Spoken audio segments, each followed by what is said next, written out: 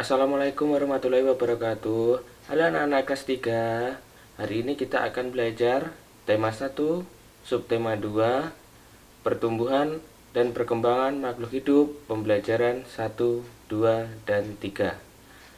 Nah, sebelum kita memulai pembelajarannya, marilah kita berdoa menurut agama dan kepercayaan kita masing-masing. Berdoa mulai. Doa selesai.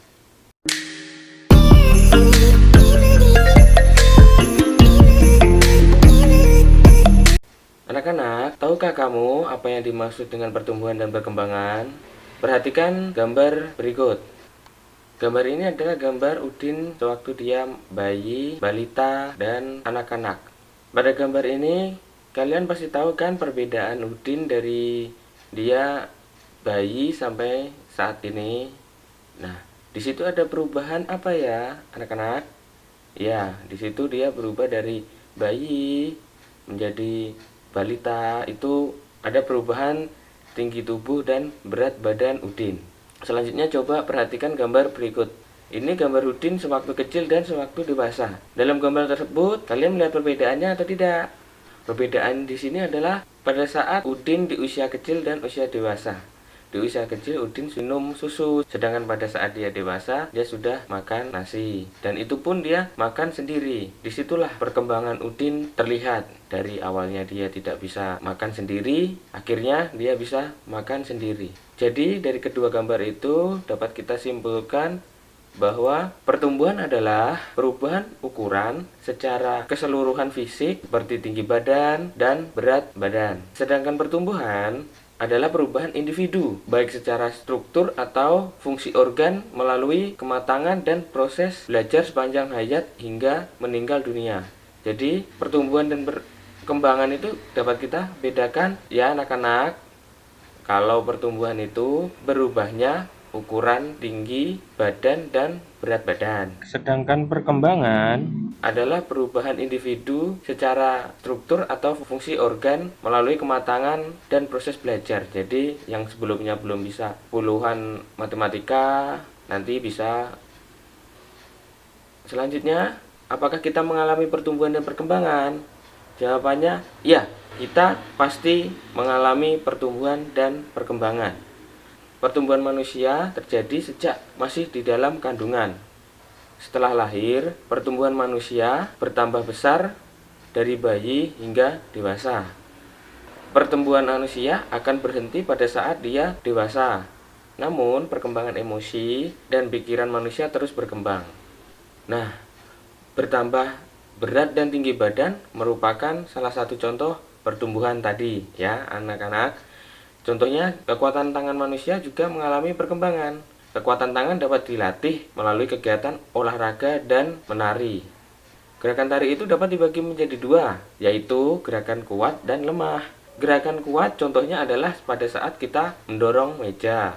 Sedangkan gerakan lemah pada saat kita memegang kapas. Tenaga yang kita keluarkan akan berbeda. Itu yang membedakan antara gerakan kuat dan gerakan lemah ya anak-anak. Sekarang, faktor yang mempengaruhi pertumbuhan dan perkembangan manusia, yaitu yang pertama adalah makanan. Jadi kalian harus makan makanan yang bergizi seimbang agar pertumbuhan dan perkembangan kalian maksimal. Yang kedua, olahraga yang teratur. Yang ketiga, termasuk faktor yang diturunkan oleh orang tua kita. Nah, dari garis keturunan kita.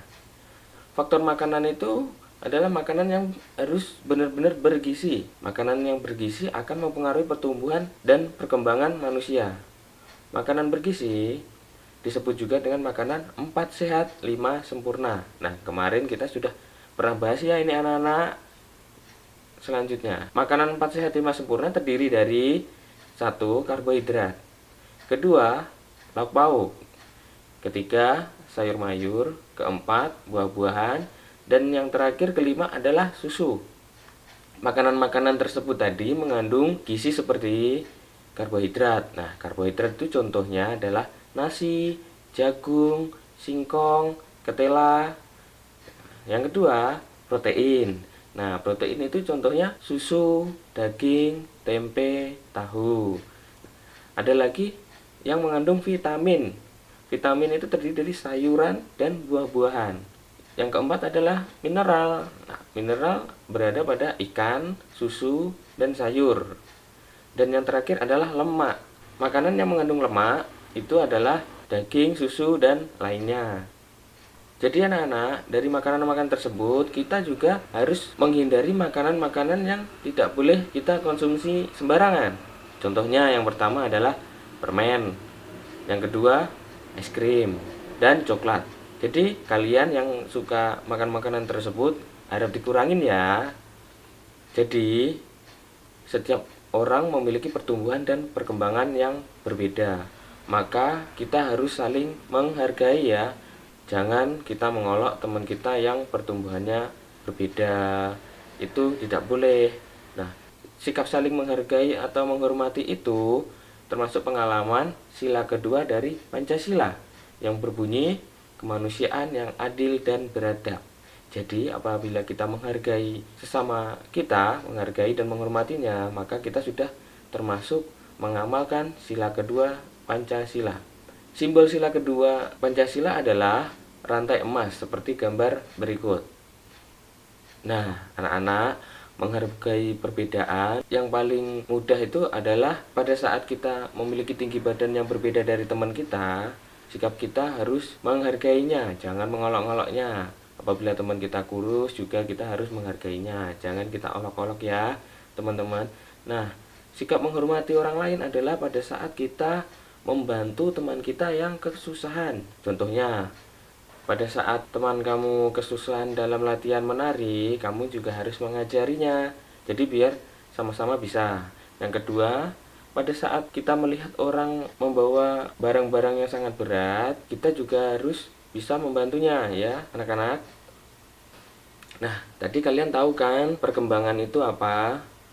Nah, sekarang pada saat penjumlahan bilangan ribuan, pada saat kelas 1, kalian baru belajar nama dan lambang bilangan sampai bilangan puluhan, lalu berkembang menjadi bilangan ratusan dan ribuan, bahkan puluh ribuan. Kalian juga sudah belajar penjumlahan dan pengurangan ya anak-anak. Penjumlahan bilangan ribuan itu ada dua teknik, yaitu teknik tanpa menyimpan dan teknik dengan menyimpan. Sekarang perhatikan cara kita menjumlah dengan teknik tanpa menyimpan. Nah, sekarang perhatikan soal berikut ya anak-anak. 2317 ditambah 1461 sama dengan, dalam penjumlahan bersusun jangan lupa kita jumlahkan dahulu bilangan yang paling 8 yang nilai tempatnya adalah satuan. Nah, 7 ditambah 1 sama dengan 8. Kita letakkan hasilnya di bawah situ ya. Nah, selanjutnya kita hitung bagian puluhan. 1 ditambah 6 sama dengan 7. Hasilnya kita letakkan di bagian situ. Yang ketiga, kita jumlahkan di bagian ratusan. Nah, di bagian ratusan ini 3 ditambah 4 sama dengan 7. Lalu kita letakkan hasilnya di depannya. Nah, yang terakhir bagian ribuan. 2 ditambah 1 sama dengan 3. Jangan lupa setelah 3 bilangan dikasih tanda titik ya anak-anak untuk menandai bilangan tersebut adalah ribuan. Nah, 3 kita letakkan di situ. Nah, jadi hasilnya adalah 3778. Nah, anak-anak, setelah kalian tadi belajar teknik bersusun tanpa menyimpan, sekarang kita akan mencoba teknik bersusun dengan menyimpan ya anak-anak. Nah, perhatikan soal berikut.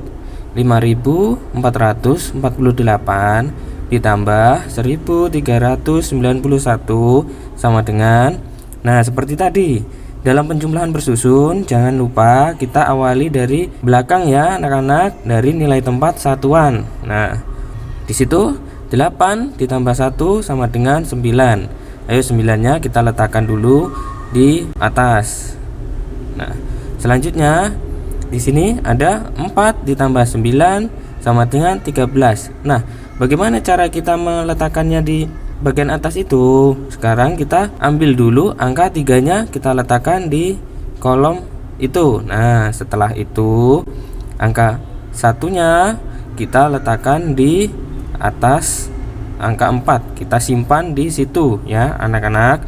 Nah, setelah seperti itu kita bisa menjumlahkan yang selanjutnya di bagian ratusan. Nah, di ratusan itu berarti ada 3 bilangan, yaitu 1 ditambah 4 ditambah 3 yang hasilnya adalah 8. Nah, sekarang 8 itu kita letakkan di kolom di atas. Nah, dan perlu diingat, jangan lupa pada saat kita sudah menjumlahkan sampai ratusan mau ke ribuan, kita kasih tanda titik di depannya ya, seperti ini.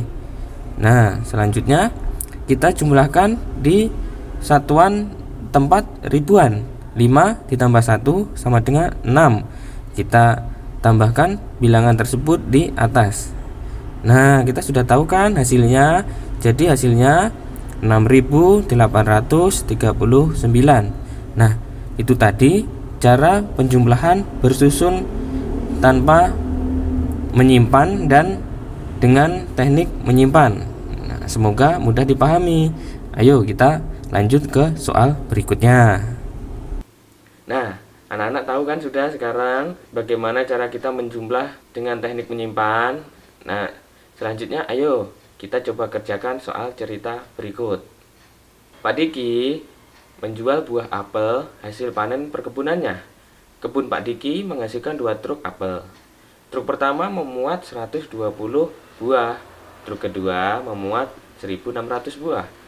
Berapa jumlah buah apel hasil Pak Diki? Nah, ayo kita jumlah seperti cara yang tadi sudah kita pelajari. Cara penyelesaiannya diketahui, ditulis dulu ya, kita tulis dulu, diketahui.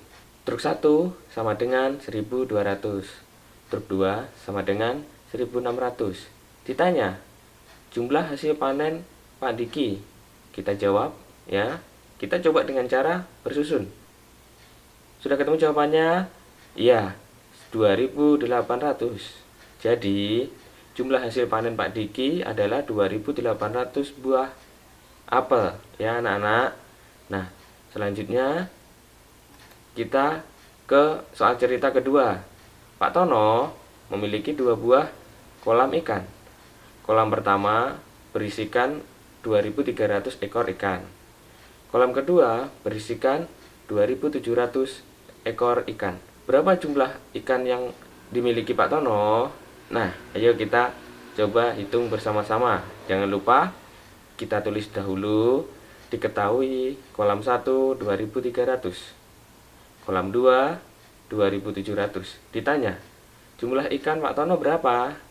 Kita jawab ya, 2.300 ditambah 2.700. Di sini kita jumlah menggunakan cara teknik menyimpan ya anak-anak. Nah, hasilnya udah ketemu? Ya, hasilnya 5.000. Jadi, jumlah ikan Pak Tono adalah 5.000 ekor. Itu tadi pembelajaran dari Bapak, semoga bermanfaat dan mudah dimengerti ya anak-anak. Jangan lupa subscribe tombol di bawah agar tidak ketinggalan pelajaran yang lain. Wassalamualaikum warahmatullahi wabarakatuh. See you.